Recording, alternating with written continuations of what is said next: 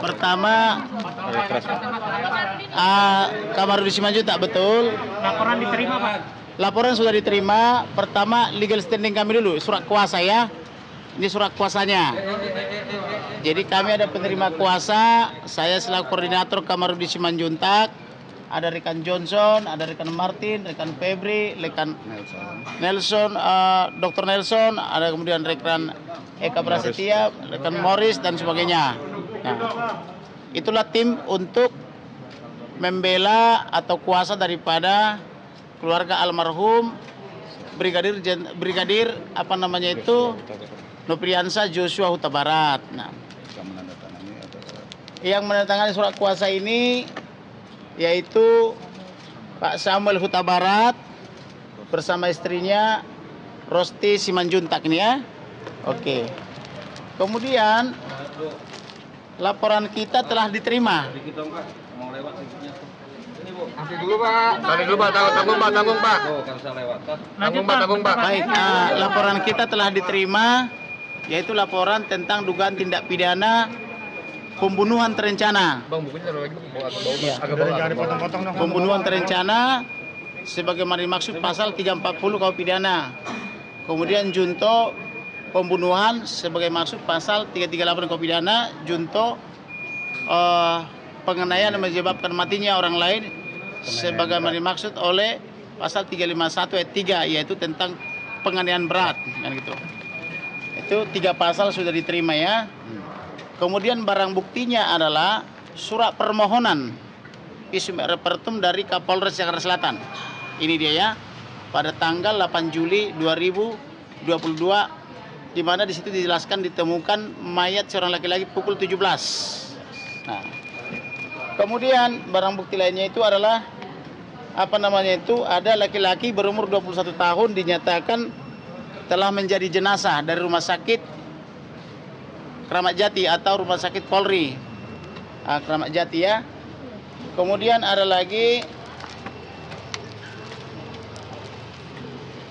surat keterangan lagi tentang bebas daripada COVID atau SARS-CoV-19. Mau keluar nih pintunya di situ, bisa lewat juga.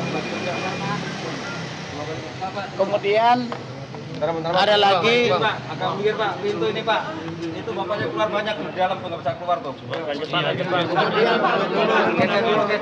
dulu.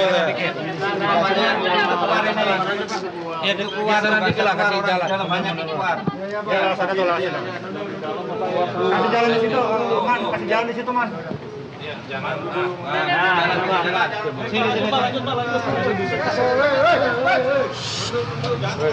Kemudian ada lagi barang bukti berupa berita acara serah terima mayat atau berita acara serah terima mayat yang diserah terimakan oleh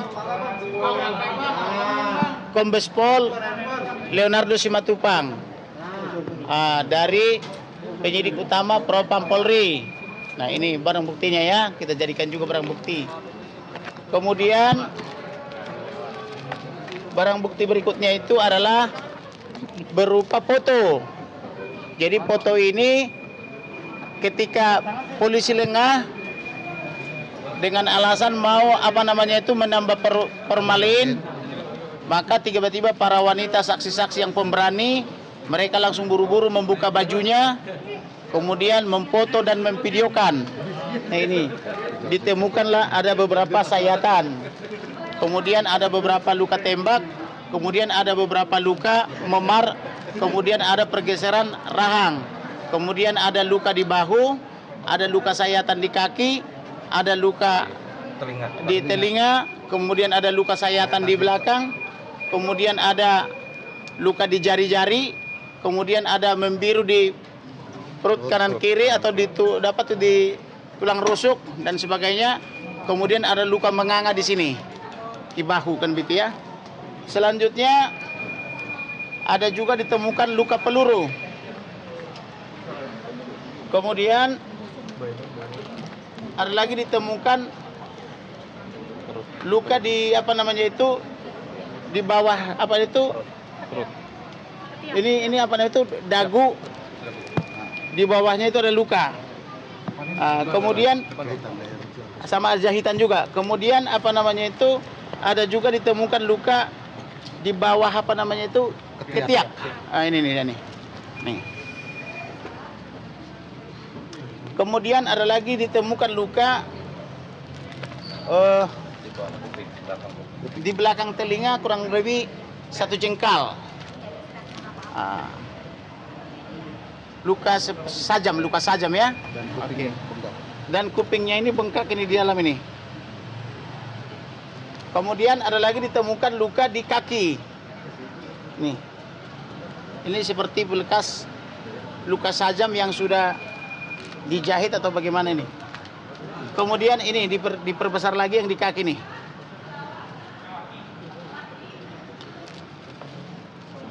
Kemudian ditemukan lagi luka yang sangat menganga dan masih mengeluarkan darah.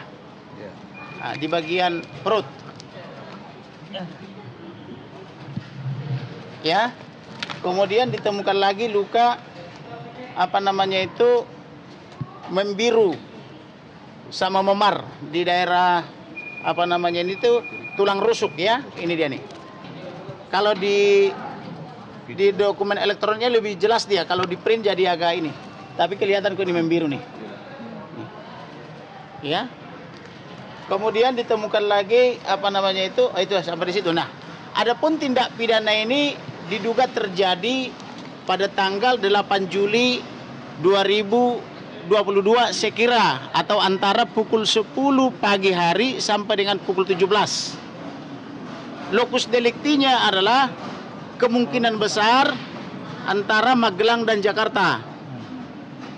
Itu alternatif pertama. Alternatif kedua, lokus deliktinya di rumah Kadipropam Polri atau rumah dinas di Duren 3, kawasan Pancoran, Jakarta Selatan. Itu. Jadi alternatif pertama lokus deliktinya itu antara Magelang, Jakarta. Alternatif kedua karena mayat ditemukan di situ berdasarkan permohonan visum et repertum Kapolres Jakarta Selatan di rumah Kadipropam Polri di Komplek Polri Duren 3, kawasan Pancoran, Jakarta Selatan, DKI Jakarta. Kemudian adapun yang menjadi pelapor adalah tim penasihat hukum daripada keluarga almarhum dengan terlapor dalam lidik. Karena kami tidak mau membuat laporan sebagai terlapor yang disebut dengan Baradae, karena menurut perhitungan kami berdasarkan fakta-fakta hampir tidak mungkin yang bersangkutan yang melakukan ini, atau setidak-tidaknya menurut perkiraan kami ini ada terdiri dari beberapa orang. Bukan hanya 1 orang atau 2 orang. Ini ada beberapa orang. Ada yang berperan pistol, ada yang berperan memukul, ada yang berperan melukai dengan senjata tajam, bahkan mungkin dengan sangkur atau dengan apa namanya itu laras panjang itu loh. Jadi dengan banyaknya luka, maka kami sangat yakin ini adalah pembunuhan terencana. Kenapa pembunuhan terencana? Karena begini, penjelasan dari para Karopenmas Polri adalah tembak menembak. Katanya 1 orang menembakkan 7 peluru. Yang menembak ini adalah sniper tapi tidak kena. Tetapi ada yang tembak balik dari katanya Baradae, tembakannya 5 kali kena 4 kali menghasilkan 7 lubang. Ini ajaib, ini harus diperiksa dulu nih jenis senjata apa ini. Kemudian daripada itu tidak ada penjelasan Karopenmas bahwa ini ada luka-luka sajam, ada luka memar, ada luka pukulan dan sebagainya. Ternyata kami temukan ini pundaknya ini sudah rusak, sudah tidak kokoh lagi.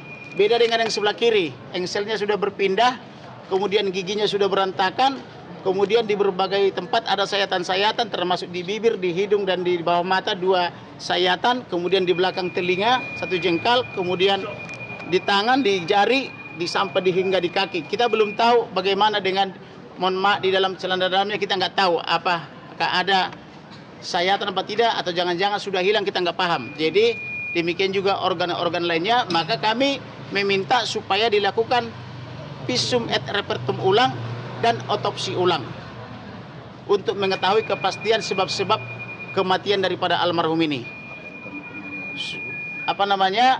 Pertanyaan berikutnya adalah apakah dianiaya dulu atau disiksa dulu baru ditembak, atau ditembak dulu setelah jadi mayat baru disiksa? Ini kan pertanyaan juga. harus jelas. Tetapi biasanya disiksa dulu atau dianiaya dulu baru ditembak. Karena kalau sudah ditembak dia sudah mati, untuk apalagi disiksa atau dianiaya begitu.